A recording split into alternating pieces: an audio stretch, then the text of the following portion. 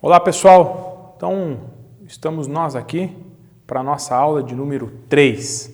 Relembrando que na aula 1 nós vimos todos os aspectos fisiológicos relacionados ao equilíbrio ácido básico, entendemos um pouco de como o organismo faz a regulação, a sintonia fina dessa quantidade de hidrogênio no sangue e como os mecanismos ventilatórios são fundamentais na compreensão deste processo de equilíbrio ácido básico. Na nossa segunda aula, nós entramos na apresentação clínica em como diagnosticar esse nosso paciente para que a gente possa, sim, ter uma abordagem efetiva na terapêutica. E agora eu vou trazer para vocês a cereja do bolo. Vou trazer para vocês como nós vamos abordar do ponto de vista terapêutico, como nós vamos tratar essas efusões torácicas e como nós trataremos o pneumotórax, beleza? Então, antes disso, é importante a gente dizer que nós, cirurgiões, não tratamos imagem radiográfica, não tratamos o prontuário, a gente trata de um paciente como um todo. Esse paciente que ventila mal, ele precisa ter suporte de oxigênio, talvez ele já esteja com uma intubação orotraqueal, ele precisa estar recebendo volume intravenoso para que a gente possa ter a correção dos desequilíbrios hídricos e eletrolíticos também, mas vamos nos direcionar agora para o procedimento terapêutico para a drenagem desse tórax. O primeiro procedimento, e talvez o mais importante, e para a nossa felicidade, o mais simples, é a toracocentese. É a punção de tórax que a gente vai fazer para retirar ar e possíveis efusões. Em medicina veterinária, a gente tem que lembrar que esse paciente que vai ser submetido à toracocentese, ele não tem uma imagem prévia. Lembra que eu falei para vocês, na aula de diagnóstico, que esse paciente não vai para o raio-x, porque no raio-x com dispneia, ele morre. No momento que você posiciona ele para fazer a imagem radiográfica, ele descompensa a função respiratória. Ele está compensado porque ele assumiu uma posição ortopneica. Então, esse paciente vai receber uma toracocentese na mesa de emergência. Eu gostaria de lembrar a vocês que quando a gente for fazer a toracocentese, a gente tem que atentar para alguns fatores fundamentais. Esse paciente já tem que estar recebendo um suporte nasal de oxigênio. 2. Nós realizaremos a toracocentese da maneira, no posicionamento que ele estiver na mesa. Eu não vou manipular o meu paciente. Se ele estiver em decúbito external, é em decúbito external que eu vou fazer essa toracocentese. O tamanho do scalp ou do catéter que eu vou utilizar para realizar a toracocentese tem muita relação com o tipo de conteúdo que eu vou esperar encontrar no espaço pleural. Se eu estou diante de um felino que não sofreu trauma, tem dispneia e tem efusão, eu já vou pensar num piotórax. Esses pacientes podem ter PIF, FeLV. Eu estou sempre pensando, associando as informações clínicas que eu tenho. Se eu faço uma toracocentese com um catéter de 24 frentes, pequenininho, fininho, e ele tem um conteúdo, por exemplo, como quilotórax, que é um conteúdo gorduroso, eu não vou conseguir aspirar. Então, a gente tem que ter esse discernimento, sabendo que em medicina veterinária nós vamos para as toracocenteses de scalp catéter de 24 a 14, às vezes, dependendo do tamanho do cão. Beleza? Então, vamos lá. Todas as vezes que eu for realizar uma toracocentese, eu realizo na mesa de emergência na posição que o paciente está. 2, eu vou utilizar um catéter ou um scalp que seja compatível com a efusão ou o conteúdo que eu espero encontrar. Para ar, pneumotórax, eu posso me utilizar de um scalp 19 ou de um catéter número 20. Se eu pretendo drenar um quilotórax, talvez eu tenha que utilizar um catéter 14, um catéter 16. Tudo bem? Até aqui, todo mundo junto? Então, vamos lá. Estou com o meu paciente dispneico, taquipneico, é expiratório, ausculta compatível com pneumotórax, eu vou para toracocentese. Toracocentese é a introdução de um catéter ou de um scalp através dos músculos intercostais, no intuito de remover do espaço pleural aquele conteúdo que está gerando a dificuldade da expansão do parênquima pulmonar, ok? Isto é a toracocentese. Depois de toracocentese, nós falaremos sobre a colocação do tubo torácico, do dreno torácico.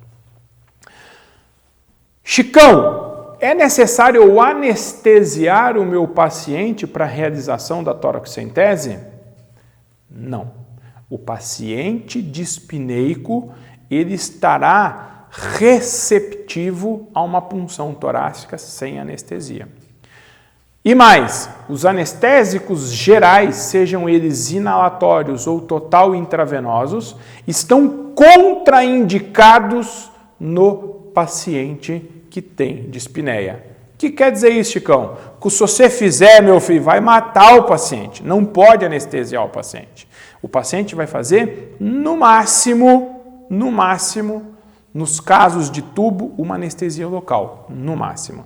A toracocentese, ela é feita sem anestesia, ok? Segunda pergunta, Chicão. Qual lado, direito ou esquerdo, eu faço a toracocentese? Agora entra uma particularidade da medicina veterinária diferente da medicina humana. Nos seres humanos, o mediastino, a separação do tórax, ela é firme, resistente e divide o tórax em dois hemitórax.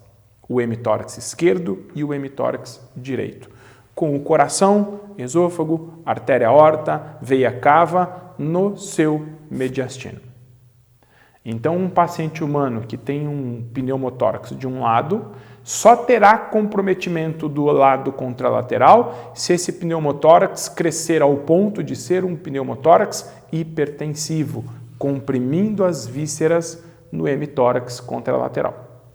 Na medicina veterinária, o cão e o gato têm uma separação mediastinal fina, permeável a líquidos, permeável ao ar. O que quer dizer isso? Que, na grande maioria das vezes, a drenagem de um hemitórax é suficiente para descomprimir o outro lado, o lado contralateral. Chicão, quais seriam as exceções? Quando um paciente tem piotórax, quilotórax ou alguma efusão inflamatória muito importante, este processo inflamatório crônico pode espessar o mediastino, fazendo com que esse mediastino deixe de permitir a comunicação dos dois hemitórax. Aí seria importante a drenagem bilateral. Compreendido? Talvez esse seja um dos pontos a se compreender de maior importância. É o pulo do gato, entender que eu drenando um lado, eu estou tratando o outro, desde que o conteúdo que preenche a cavidade pleural não seja um conteúdo muito espesso ou a reação inflamatória crônica já tenha deixado o mediastino de forma mais espessa. Pronto, Chicão, entendi já. Entendi que eu preciso fazer a toracocentese com o paciente na posição que ele chegou, sem mandar para o raio-x, apenas com o meu diagnóstico clínico, e eu posso drenar o lado que me for mais fácil. Ok. Qual material que eu vou precisar para fazer essa toracocentese?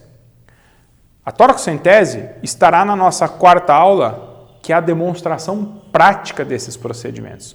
Mas faz uma lista aí. Você precisa de uma seringa grande de 20 ou de 60 ml, você precisa de um extensor com torneira de 3 vias ou um scalp que já tem o seu próprio extensor. Porque o procedimento visa retirar o conteúdo que está na cavidade pleural sem que permita a reentrada de ar no tórax. Tudo bem? Então, para a toracocentese, scalpel catéter, extensor, torneira de 3 vias e seringa grande. É isso que nós vamos usar para drenar o tórax. Alguns pontos, no momento que a gente for fazer a introdução da agulha ou do catéter, tem que ser observados. Eu fiz um desenho aqui que representa sexto, sétimo, oitavo, nono, décimo e 11º espaço intercostal. Esses pontinhos marcados com um X azul, no sexto, no sétimo e no oitavo espaço intercostal, são os pontos preferenciais a se fazer a nossa toracocentese. Vocês vão ver isso na nossa aula prática. Por que os pontos estão sempre na face dorsal da costela? Porque na face ventral da costela nós temos os plexos artério-venosos respectivos a cada costela. Então eu vou ter, para que eu não cause uma hemorragia intercostal, para que eu não cause uma lesão nervosa de algum nervo intercostal, eu vou fazer a minha punção sempre mais próximo possível à face dorsal de cada costela. O procedimento, então, eu começo a introduzir a minha agulha e o meu catéter apenas na musculatura. Quando eu adentrei com a minha agulha ou o meu catéter o suficiente para estar no músculo intercostal, eu já vou lá na minha seringa e vou criar um pouco de pressão negativa. Por quê? Porque conforme eu for introduzindo a agulha ou o catéter, a hora que a agulha ou o catéter entrar no espaço pleural, como já tem uma pressão negativa na seringa, esse líquido, esse ar será aspirado e eu vou ter a confirmação de que minha agulha, ou o meu catéter, ou o meu scalp estarão no espaço pleural. No momento em que eu adentro a cavidade pleural, que eu percebi que começou a aspiração do conteúdo, eu já vou direcionar o bisel da agulha para a face parietal, para que essa agulha não fique com a possibilidade de lesionar parênquima pulmonar ou qualquer estrutura intratorácica. Beleza? Então, o procedimento de toracocentese sempre será realizado antes de qualquer avaliação radiográfica. Eu sempre faço primeiro a toracocentese, lembrando que todo o conteúdo aspirado eu vou distribuir em tubos de análise, alguns com EDTA e outros sem EDTA, para análise do líquido cavitário, contagem de células, contagem de proteína e assim por diante, para eu poder diferenciar um hemotórax, de um piotórax, de um quilotórax e assim por diante. Vamos recapitular então? Toracocentese. 1. Na posição que o paciente está, no hemitórax que te for mais fácil. 3. Sem anestesia, com tricotomia, se for rápido, se o paciente não estiver morrendo. 4. Sexto, sétimo, oitavo espaço intercostal, da junção costocondral até o meio do tórax, no que a gente chama de cúpula do gradil costal, o alto da cúpula do gradil costal. Vou utilizar de catéter 24 para um cão muito pequeno, até um catéter 14 para um cão maior. Posso utilizar scalp de 19 a 25, dependendo da consistência da efusão ou se é só ar. Todo o conteúdo retirado, sangue, líquido, serão encaminhados em 2 tubos, um tubo seco e um com EDTA, para o laboratório para contagem celular, proteína, para poder diferenciar transudato modificado, quilotórax e piotórax. Tudo bem? Então esse é o procedimento de toracocentese. Quantas toracocenteses eu faço antes de colocar um tubo torácico? Eu faço a toracocentese, melhoro a qualidade do meu paciente, a qualidade ventilatória do meu paciente e vou para o exame de imagem. Aí sim eu faço um raio-x.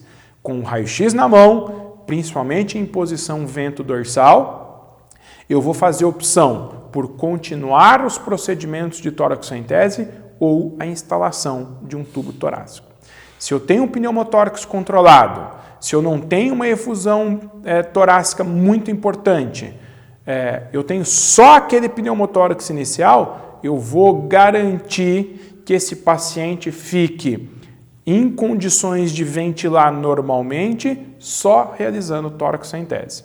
Se porventura eu vejo que eu tenho na imagem radiográfica uma área muito grande de efusão, ou se o meu resultado laboratorial me mostra um piotórax, um quilotórax, eu vou partir para a instalação de um tubo torácico. Beleza? Vamos falar agora sobre a instalação do tubo torácico, do dreno torácico. Então, o tubo torácico será instalado de forma asséptica. Para quê? Para que esse tubo não seja ele a fonte de contaminação da minha cavidade pleural. A gente tem no mercado diversos materiais de tubos torácicos, siliconados, de borracha. Os tubos siliconados têm a tendência a ter menor capacidade de irritação da pleura. Então a gente vai sempre fazer opção, a gente vai sempre dar preferência aos tubos siliconados. Em medicina veterinária, cães e gatos, a gente vai optar por tubos que vão de 12 Frenches até 24 Frenches. Por que é tão importante a gente entender a instalação do dreno torácico? Porque o dreno torácico, se mal manejado, ele pode ter consequências catastróficas para o nosso paciente. Então, o que eu quero dizer é que se você puder manejar um tórax apenas com toracocentese, é melhor do que você correr o risco da instalação de um dreno torácico. O dreno torácico mal manejado pode trazer consequências importantes. Como assim, Chicão? Você imagina um dreno torácico que comunica a cavidade pleural com o meio externo, se o cachorro ficar sem colar elisabetano e mastigar o dreno. Você está promovendo um pneumotórax, você está permitindo que entre saliva, conteúdo dentro do tórax, que são elementos extremamente contaminados. Então, o manejo do dreno torácico ele é importantíssimo.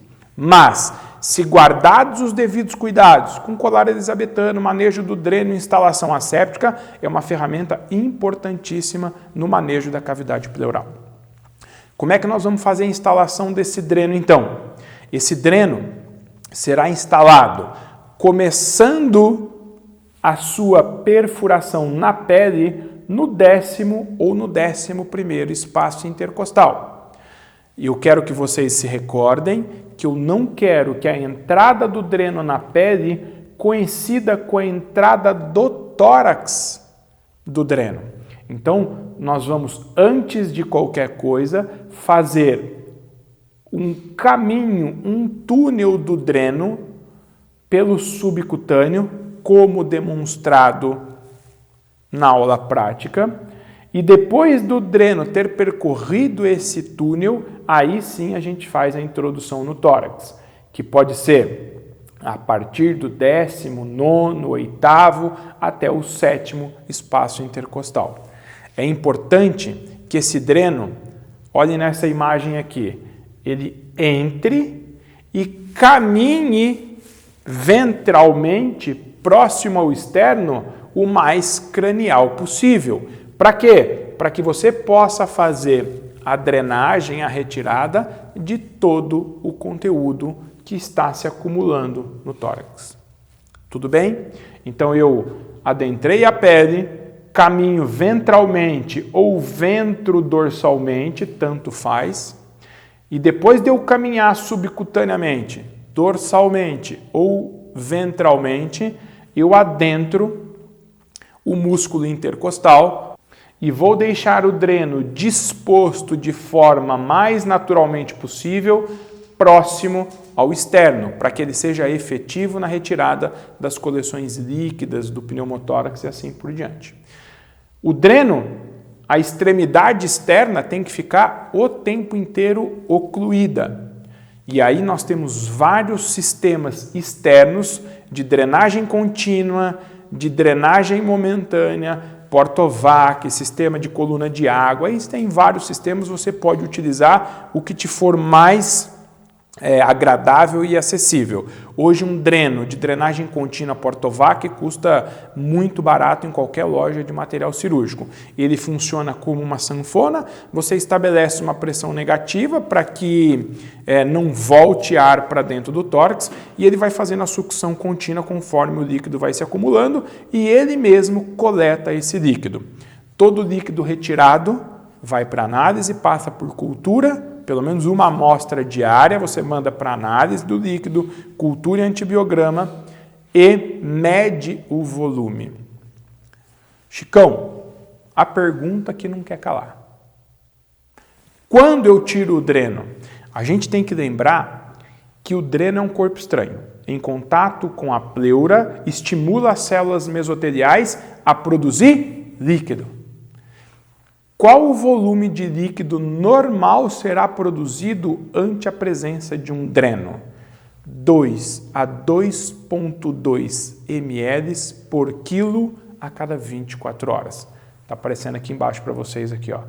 2,2 ml por quilo de peso vivo a cada 24 horas. Quando você tem um volume de líquido saindo, sero sanguinolento, né? Porque essa é a característica do líquido pleural inflamatório.